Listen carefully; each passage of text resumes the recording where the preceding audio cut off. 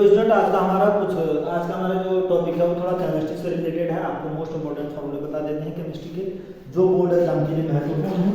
Board exam के लिए ही नहीं, सारे एग्जामों के लिए महत्वपूर्ण फॉर्मूले हैं।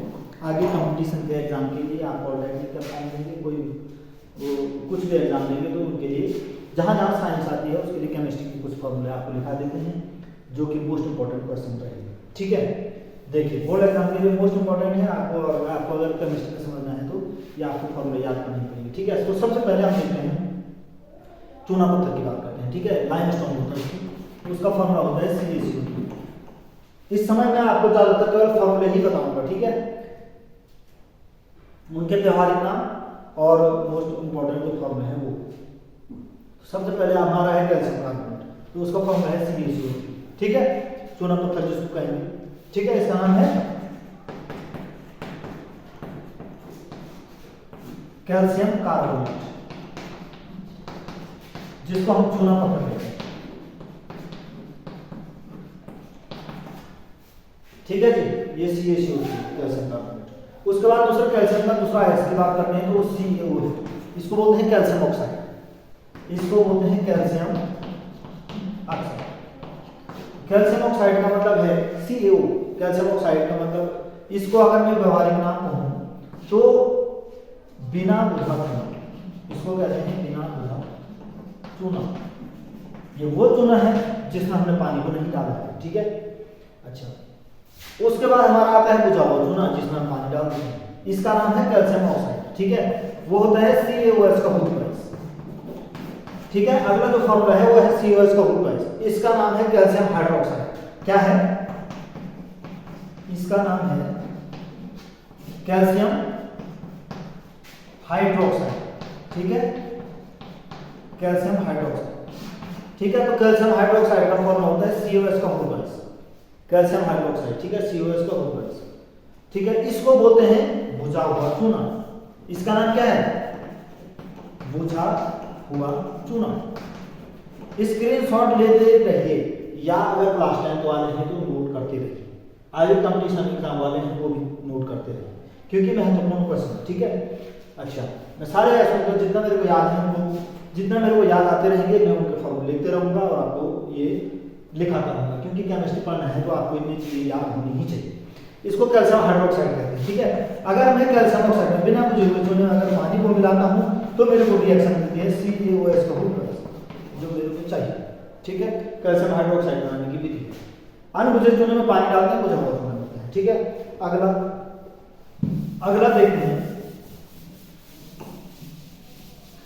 10th क्लास के लिए महत्वपूर्ण क्वेश्चन है, इनमें से कोई भी क्वेश्चन आ सकता है।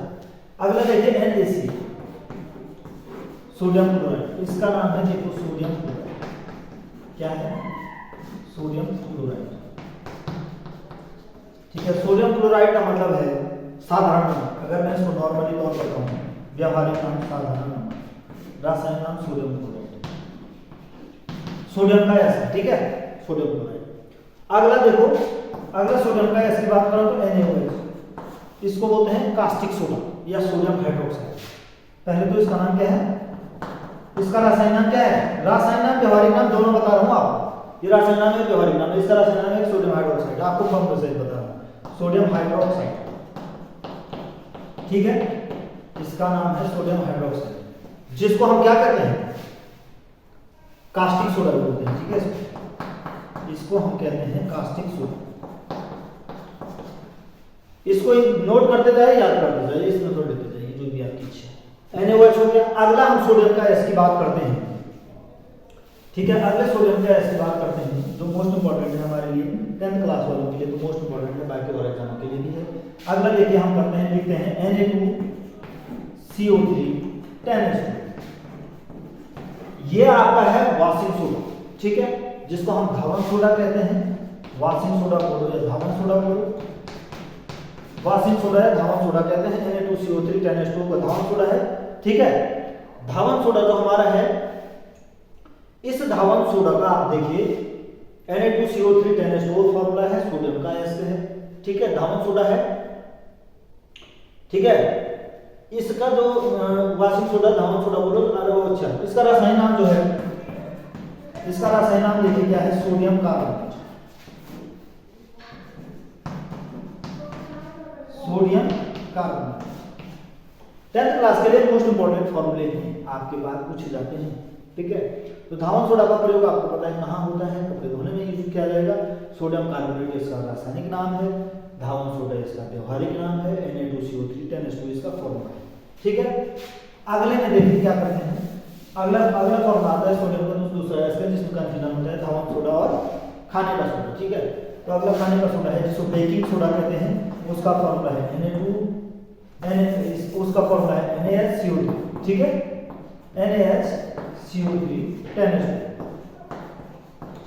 ठीक है, NaCO3 10H2, ठीक है।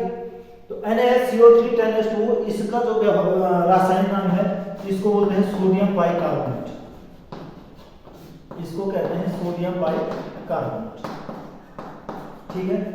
सोडियम बाइकार्बोनेट कहो या सोडियम हाइड्रोजन कार्बोनेट कहो, यहाँ बाई की जगह हाइड्रोजन भी आ सकता है, ठीक है। सोडियम बाइकार्बोनेट कहो या सोडियम हाइड्रोजन कार्बोनेट कहो, NaCO3 10H2, ठीक है।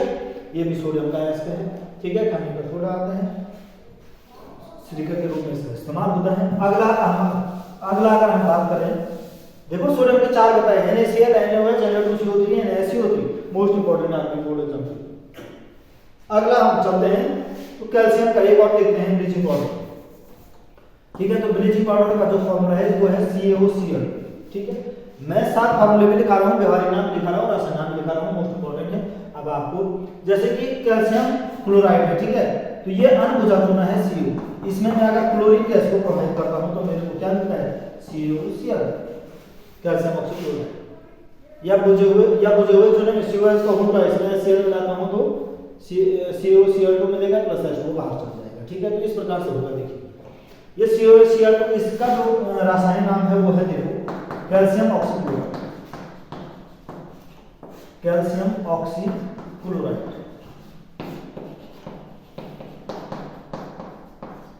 ठीक है। इसको बोलते हैं कैल्शियम ऑक्सीक्लोराइड, या विरंधक कहो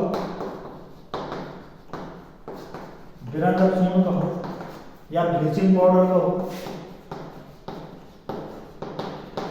विरंधक सोन बोलो या ब्लीचिंग पाउडर बोलो, एक ही बात है, ठीक है। विरंधक सोन कहो, ब्लीचिंग पाउडर कहो, कैल्शियम ऑक्सीक्लोराइड कहो, और इस प्रकार से अभिक्रिया बनेगी, ठीक है। तो ये मोस्ट इंपोर्टेंट क्वेश्चन है आपके लिए।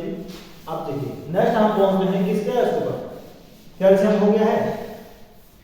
अब हम उसके उस पर पहुंचते हैं, ठीक है, प्लास्टर ऑफ पेरिस, ये भी कैल्शियम का है, ठीक है। तो प्लास्टर ऑफ पेरिस की बात करते हैं तो उसका फॉर्मूला है CaSO4 हाफ H2, क्या है, प्लास्टर ऑफ पेरिस का CaSO4 हाफ H2। इसका देखो रासायनिक नाम कैल्शियम, इसका रासायनिक नाम देखिए क्या है, calcium sulphate, calcium sulphate hemihydrate, ठीक है जी। इसका जो रासायनिक नाम है वो है कैल्शियम सल्फेट हेमीहाइड्रेट, ठीक है। और कैल्शियम सल्फेट हेमीहाइड्रेट इसका रासायनिक नाम है, तो इसका व्यवहारिक नाम देखिए क्या है, POP, व्यवहारिक नाम क्या है, POP मतलब प्लास्टर ऑफ पेरिस, ठीक है, प्लास्टर ऑफ पेरिस, ठीक है। प्लास्टर ऑफ पेरिस क्या है, इसका व्यवहारिक नाम है, ठीक है, POP, जिसका हम इस्तेमाल करते हैं जब किसी के हाथ में चोट लग जाती है, कुछ होता है, फ्रैक्चर हो जाता है, तो प्लास्टर जो किया जाता है वो ये POP है, कैल्शियम का है, ठीक है। अच्छा, ये आप दूसरा इसमें आता है कॉन्सेप्ट जिप्सम का, ठीक है। तो एक जिप्सम होता है जिसको CaSO4 2H2 कहते हैं, ठीक है। जिप्सम का फॉर्मूला इसका देखो, इसका है कैल्शियम सल्फेट हेमीहाइड्रेट, ठीक है। और जो जिप्सम है उसका देखो क्या है, इसको बोलते हैं जिप्सम, इसका व्यवहारिक नाम जिप्सम है। और इसका जो रासायनिक नाम है वो क्या है, वो देखिए, इसका जो रासायनिक नाम है वो क्या है, कैल्शियम सल्फेट डाइहाइड्रेट, क्या है, कैल्शियम सल्फेट डाइहाइड्रेट, ठीक है। इसका वो है कैल्शियम सल्फेट डाइहाइड्रेट। तो देखिए जिप्सम से किस प्रकार से POP बनता है, देखिए जिप्सम से किस प्रकार से POP बनता है, हम ये कर, ठीक है। जिप्सम से पीओ। तो जिप्सम से पीओपी देखो, जिप्सम का फॉर्मूला होता है CaSO4 2H2, ठीक है 2H2। इसको गर्म करके 100 डिग्री सेल्सियस तक गर्म करेंगे, ठीक है। तो इसमें से जो कुछ जल अणु निकल जाते हैं तो वो क्या हो जाता है, देखो CaSO4 हाफ H2, ये आपका पीओपी बन गया है, ठीक है। ये आपका पीओपी हो चुका है और प्लस H2O के अणु, मतलब पानी के H2O अणु जो है अलग हो जाते हैं, ठीक है।